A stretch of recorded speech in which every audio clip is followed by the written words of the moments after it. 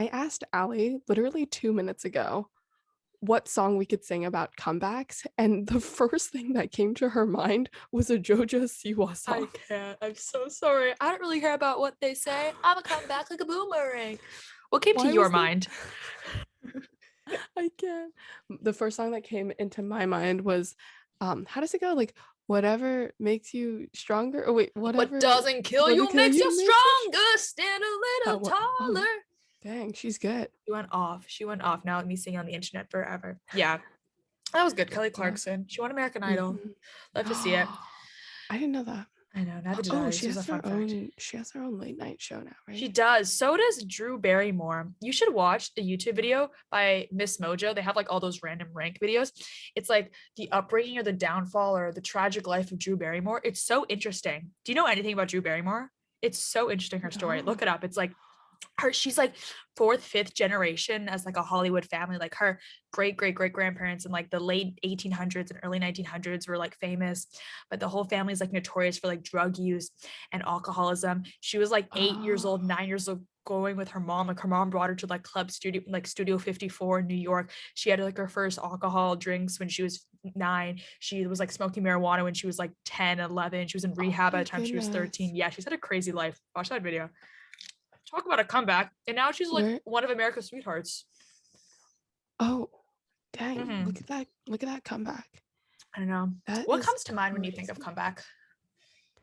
Ooh, what comes to your mind when you think of comebacks? Ooh, that was a good comeback right there. You just came back to the Oh, question. When I think 100%. comeback, I think like you went through some sort of struggle and you're here to like pow, like here I am, like you're coming back even stronger. It's not like you were at like level like moderate and then like went down, it came back. It's like you're coming back even stronger. And there's so many Hmm. connotations of that. You can think like academics, I'm coming back. People go with like bodies like, oh, I'm gonna come back, I'm gonna bounce back. Like I think of bounce back with comeback.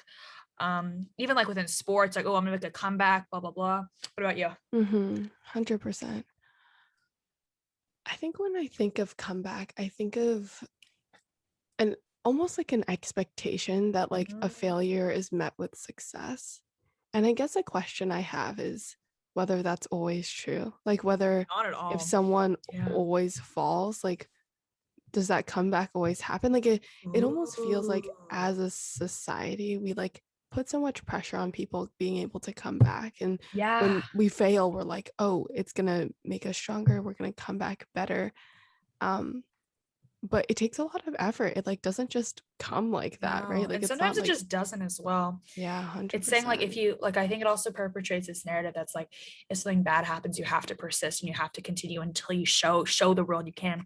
That can mean a class. Let's say you start off with a difficult grade. You're like, oh, it's fine if I got a B, C, D, whatever on this first Mm-hmm. test. I'm gonna come back. I'm gonna get an A. Or with sports, it's like, oh, it's okay. I'm not the best one here. Like I'm gonna be the star player by the end. Or even with like I don't know, like work or whatever, like, oh, it didn't work out the first time. Like, it's fine. Like, I know this is just gonna be great. Sometimes a Yeah. comeback doesn't happen, and like that's okay, and it doesn't have to be a Mm-hmm. thing. But I think there's such a connotation of we love seeing narratives. Like humans love Oh, I was stories, just about right? to It's say a that. story arc. Yes. Comeback is part of the story arc. Think about your favorite movies. It's always like, oh no, they couldn't do it at first, but now they can, and they bounce back. Wait, what were you gonna say? No, I was gonna say exactly that. Like you're part of a hero arc, right? Like Yeah, we love the hero arc. we We are do. addicted to Tell the us what hero what is a arc. hero arc? Tell us. It's just like, they start off, a little weak, not doing the best, trying to find themselves. And something happens, they go into the like depths or the trenches, then they come back as a hero or they come back even Yeah. stronger. But I think there are a lot of things in our life where it's valuable not to have a comeback. Like it's almost healthy not to put that pressure on yourself to always have to do it, always have to come back. Like sometimes it's okay to quit. I think is a big thing. Yeah, I know. And quitting has such a negative connotation. And like I understand where that comes from. But when I say quitting, I'm not like, oh, I tried, whatever, it's fine, I don't care. Quitting comes from a place it's like whatever is gonna bring you peace, but also strength. Sorry, whatever is gonna help you grow at the end of the day.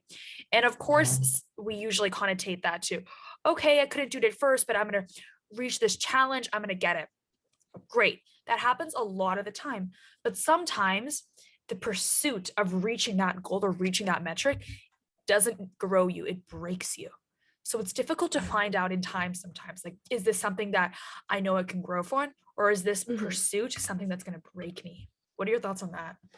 100%. I definitely relate to that. And I think this is honestly like comebacks are kind of where like this yes mentality comes Mm, about too. totally. And like this Yes, ability come and like back. Yeah, all in the exactly same realm for sure. all in the same realm, which is crazy to think about because when we think of Yeah. comebacks, it's such a like a positive thing. And when you Mhm. think of someone who's a yes person, I feel like recently has started to have more of a negative connotation. Yeah. I feel like especially after COVID, there's been like a pattern of people who are like, you know, maybe saying yes to everything is not not the best path. Um, I'm trying to think of like an example of a time when I didn't have the best comeback, but that was like the healthiest thing for me. Can you think of one?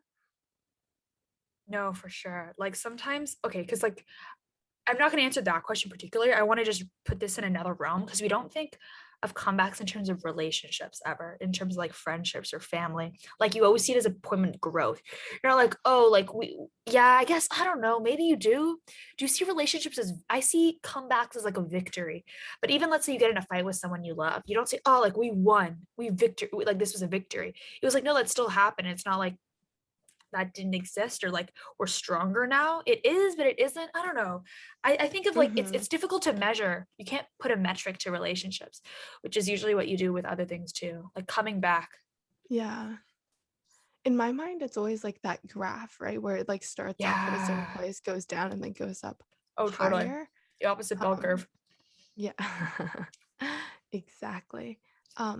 But I think I'm gonna push you back on this. Like, I think friendships too, you can have like really low points that help build your friendship and like make you Hmm. stronger as friends. Yeah. Measurement for that. But I think friends often like I remember, let me think of an example.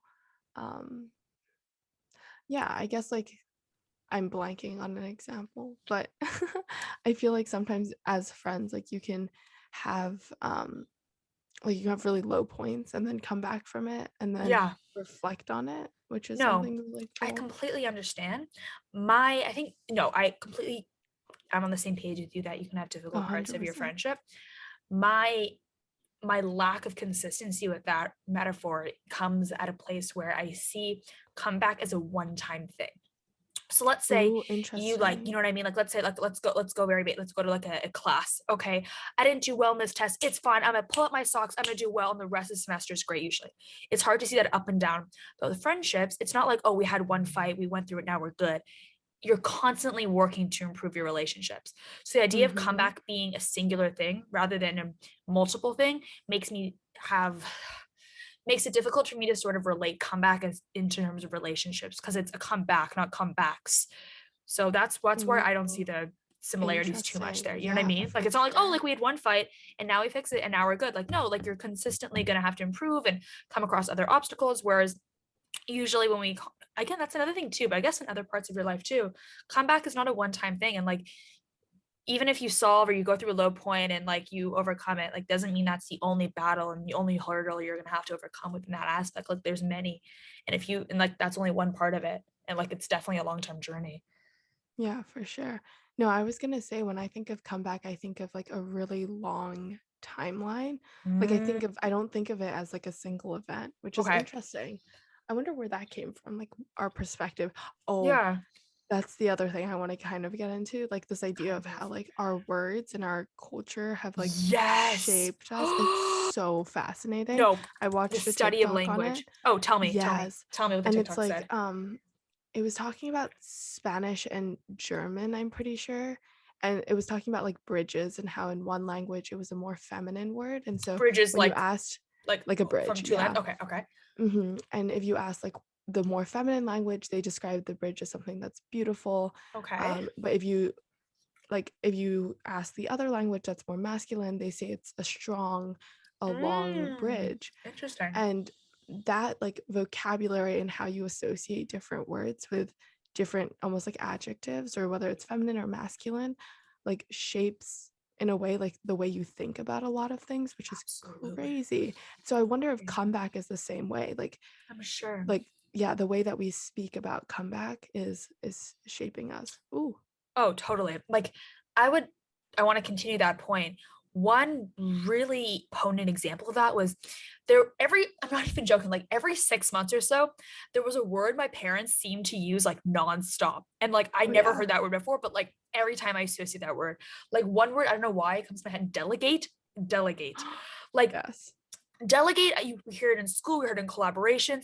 But I remember my parents talking about delegating all the time, like delegating work. There's so many other words, Wait, but like I don't know why that the one, word delegate comes to mind. yeah, no, 100%. My parents, especially in high school when I like took on a lot of different projects, my Mhm. parents were like, delegate was like their favorite word. They were like, What? Oh as a my leader, god, really? you like need to learn how to delegate. Yeah. Crazy. It Always use the word was delegate. wild, but that's What's your crazy. favorite word? I would love to actually hear. Oh, I was gonna ask the exact same Stop, Weylin. question. Stop Stop. it.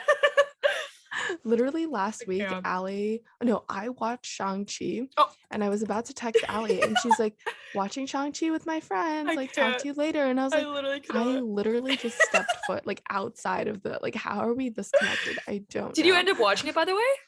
Yeah, they like streamed it Thoughts? in like a lecture hall. So like me and a Oh, couple friends went that's to the so lecture hall, sick. big screen, beautiful. Oh, Closest thing we can get to a movie theater in Princeton, New Jersey. wait, there's no movie theaters in New Princeton? No way. There's one, but it's small. And they like Princeton has to rent it out to to show movies that kids actually want to watch because it's like a small like arts I theater. see. Okay, so it's very like Yeah, artsy indie films. It's not like big it's like blockbusters are cute. coming. Got Exactly. it. So then Got it. Princeton Got like it. rents it out and like shows like movies like Shang-Chi. That's good. Wait, so tell me your thoughts on it. What's our quick Shang-Chi? And then we'll go back Ooh, to favorite words. We're gonna oh yeah. go, we're like going through the boomerang. Thank you, Jojo Boomerang, Siwa, of our exactly. tangent. I love it.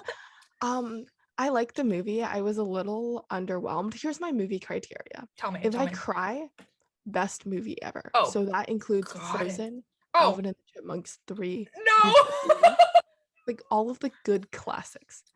Movies Mhm. that I don't cry in automatically not as good. Oh my God, Waylon, when you finish this, you need to go online and watch the trailer for Turning Red. It's a new Disney Pixar movie done by the people who did Inside Out, Incredibles 2, based in none other than the city of Shanghai. Beautiful. You need to. You need to. It looks like Wait, an is it a international movie? school. Yes, Turning Red. This is like top of the mind what you got to do after. Need to I'm watch a so trailer. excited. Turning Red. Amazing. Watch a trailer. Just know. Amazing. Goodness. Yeah, it's Amazing. gonna be mind blowing. Anyways, Wait, okay, what were so your thoughts on Shang-Chi? my thoughts again, super hyped about the movie. Um, I knew a lot about like the cultural politics, if you will, behind the movie. Like, for example, it wasn't streamed in China because apparently the original text, this is according to my friend, the origin text of the comics were pretty racist. So it wasn't streamed in China. Like it wasn't in the Oh, theaters here at all. As you would think, like, wait, the first like Asian Marvel movie with a Chinese actor. Actually, no, yeah, Chinese actor who's born in Harbin and moved to Canada. You would think it would be like the best place to have it, like China, like that's awesome, like market of 1.4 billion, but no, it wasn't here. So, um, yeah, that's that. And sorry, where was I going with this? Oh yeah, didn't realize Aquafina was as prominent as a character. Love the comedic relief that she gave too. oh, 100%. I Awkwafina really is enjoyed the angles of the fighting scenes. I'm not a fighting scenes gal, but they were so cool. Love the sister. There was elements that I can't put my finger on that like I didn't love about it. Like I didn't walk around like that was life changing. I can't put my finger exactly on why. I'm more able yeah. to I don't know why I didn't like adore it, but the parts I really did like were the fighting scenes at like the angles they shot it at. I liked how they kind of had the backstory throughout the movie. I don't know, but I didn't like it wasn't it was like a 7 out of 10 for me, to be honest though, to be Yeah. honest. Like I feel almost pressure to say that I really like Mm, it, but like and I think I stand by it in the sense that like it was like Asian representation, which has been needed in the Marvel universe yes. for a long time. Mhm. And like I'm excited to watch Eternals because there's also like a lot of Ooh, like minority representation. I think that's really absolutely. important. And so I appreciate what it's done for like pushing us forward almost. Mhm. But I think that the movie lacked like I don't know, not emotion, but like almost like a I don't know. I don't even know what it lacked. Mhm. There's just something about it that like didn't draw my heartstrings Sure. as much as I thought it was I going feel to. that. Yeah. I think they were going for like the mother father plot line or the sister plot line. Felt like they were like, I don't know, difficult. We're not movie Anyways, critiques. for sure. We're We're not- not good at this. We're not Rotten Tomatoes just yet. Back to our favorite word though. What is yeah, your what's favorite your word? favorite? Ooh. Um Let me find it. I think I wrote this in my Princeton college essay. Or not my Ooh, college essay. Okay, I think my favorite word is I don't know. What is it like a silly word or a word that means a whatever lot to word. me? Like I can, okay, my favorite word is bliss. It's so peaceful to me. When I Ooh, see the word bliss, oh my God. It's like a kiss that's a to the good mouth, a bliss one. kiss. Ooh, I like that. Like it serenades my body when someone says bliss. Oh, Bliss. I think mine for a period of time was serendipity, ooh, I like but that one. yeah, that's a good one. That's fun.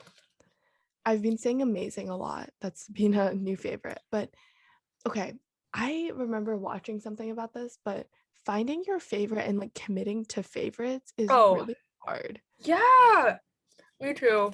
Me It's too. really hard. Like favorite word, like is this something that like means a lot about me? Is this something that like Yeah. is a window into who I am? Yeah. And I'm like stressed about picking the I favorite word. know. Even as a But kid, it's not when that they said deep. like your favorite color, I was like, fuck, this is my one determining factor. Or whatever. There was like icebreakers for like even college or like camps. Like they would be like, oh, like if you could live anywhere. I'm like, this is like my defining personality characteristic. Like I have to say something like Yeah. funny, quirky, interesting, not normal, but also like not weird. Like it was so intensive. All wrapped into like one Oh, single answer. That's blue. Like it was like, stressful. whoa. Yeah, like I can kind of attest to this. Last week we had a big bonfire on campus to celebrate Tell me.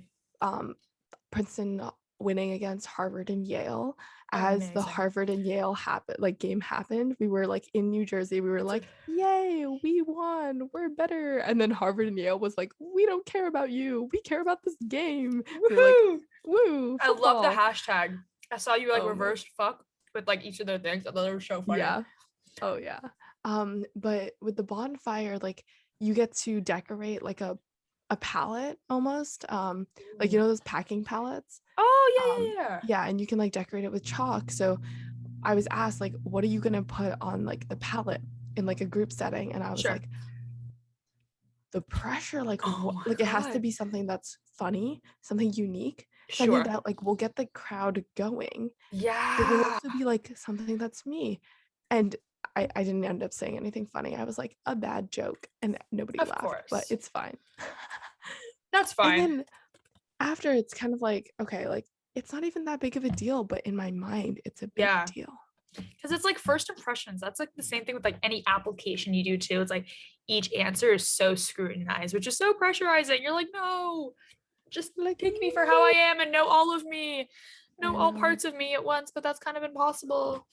Wait, oh my goodness. I sent this link to you the other day as well. Oh, Talking kind of about like personalities, oh but my yes. boss showed it to me and it's literally on LinkedIn.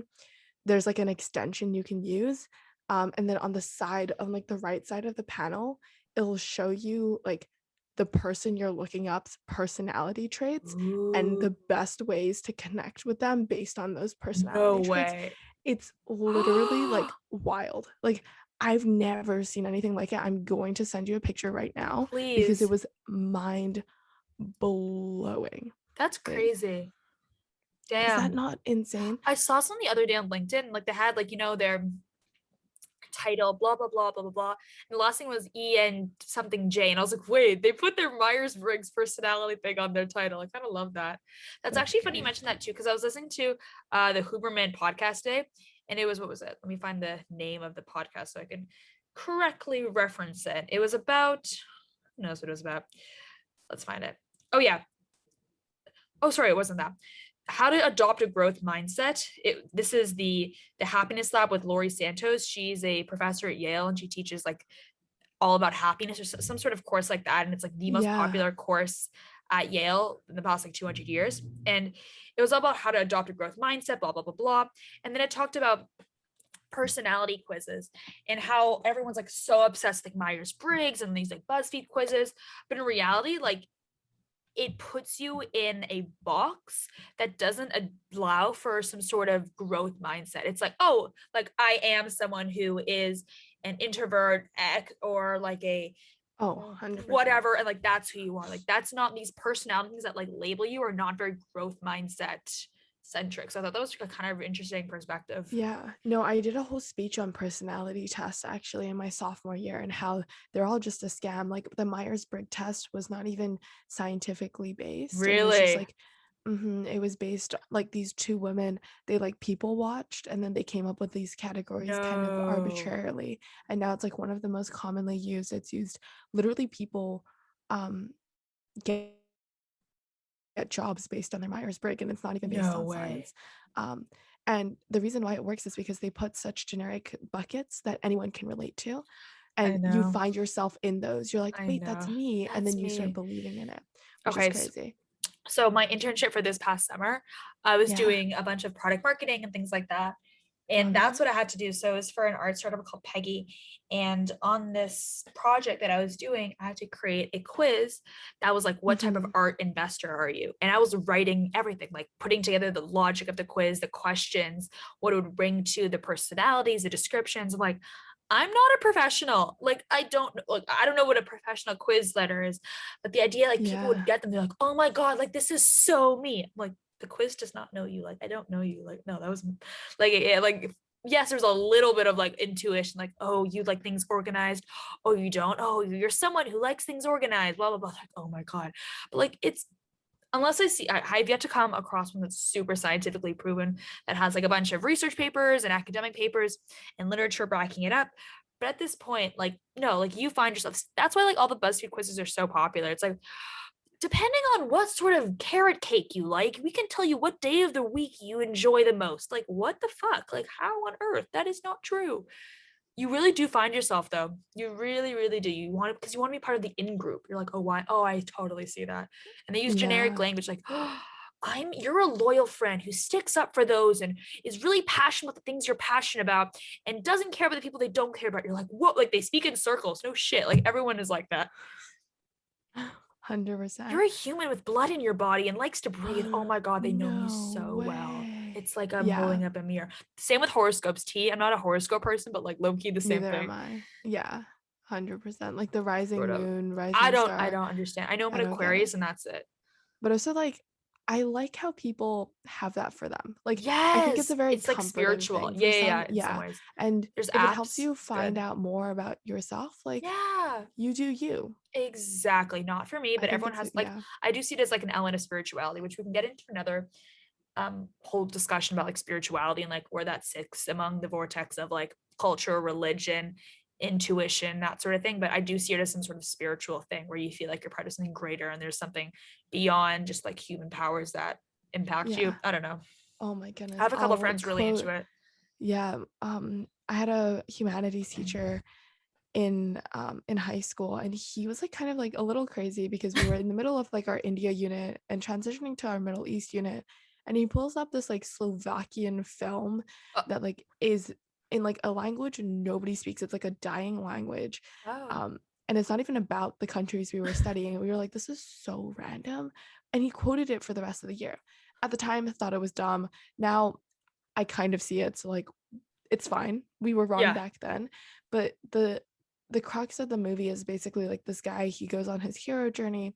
He like has like the classic like downfall, then upfall. But like what was so You mean important about it, comeback? yeah, he had the comeback. What was so important was at the end of the movie, he like holds onto this orb and like his orb is connected to like everyone else's orb. And it's Oh, like he realizes he's like part of this like bigger picture and like he's part okay. of like he like fits into like a larger sense and I like a see that. larger picture. And that thought like that reminded me a lot of this idea of like spirituality really helps guide you Yeah, into like your puzzle piece. And everyone kind of fits in differently, which is interesting. absolutely. So, where would you say your spirituality kind of fits in that? We can touch on this very briefly, go into this into a little Yeah. element, but if you had to kind of describe your own spiritual identity in a couple words or phrases, or even like a description like of a photo, how would you describe your spiritual relationship with yourself and the world in a couple words or less? Super Oh, easy question. Very 100%. light, very lighthearted. Nothing Very too deep. lighthearted. I grew up in a Christian family, kind of. Um, yeah, but we were not like very, very Christian. Mhm. Um, we would like go to church occasionally and like Kind of all Christian, kind of all if you Christian, will. exactly. And yeah, I think I grew up like always believing that there was like a certain sense of something greater, but not Mhm. really knowing like what that was. Yeah. I do have to say, like, it was nice to lean on that. Like, I remember Yeah. I leaned into my religion a little bit more, like, especially senior year of high school when I was like going Interesting. through it. And like Yeah. my dad would like come into my room. It was like definitely more of like a relationship thing than like me Totally. super believing in like the beliefs of Christianity. But he would come into my room and he would pray with me sometimes. But I think more than that, I find spirituality, especially in conversations. I was thinking about this yesterday after we recorded Count Her In. Oh, Make sure to go yes. follow us on Spotify and Apple Podcasts. But I think for me, like, there's something so therapeutic about sitting down and just like Yeah. talking, especially with you, just like talking about who knows what. And so Yeah. I would say that's a big part of who I am and like a big part of my spirituality is like talking to people and like talking about who Completely. knows what. No, I love that. That's such a good point as well. And like, I think there's an element of counseling and talking to some sort of spiritual religious leader in all Yeah, religions. Like, there's a guru. There's a reason 100%. people like obsess over this idea of like a guru. May that be like a priest with confessionals, a rabbi during like counseling. Like, there are so many elements of like some sort of spiritual conversational counseling. Like, humans express themselves 100%. through that, which I think is so beautiful. Yeah, I would definitely agree with you on that. Conversation is so powerful. Yeah. And like Well, talking it out is a big mhm. thing. Yeah, like switching up for the last couple of minutes, I'd love Yeah. to hear about like the quirkiest comebacks. So like Oh my not like goodness. comebacks in our personal lives or maybe in our Yeah. personal lives, but like what has made a comeback that you were like not Oh expecting? my So for God. me, low rise jeans would Oh, not be me. They no. made a comeback like last year Yeah. fall-ish No. and people were trying to get back into it. I was like, girl, like no, No. we They are don't do it never for going anyone. back No. to low wire. They did. Gymshark had a low rise Oh. leggings. Oh, shout out to Gymshark. They're doing a huge Black Friday sale. Oh my God, wish our sponsor couldn't be me, but DeBose sisters are doing a haul this weekend for Black Friday. Oh my goodness, really? Wait, Like I want to do that too. $16 leggings, Wait, what are you $16 gonna everything. buy?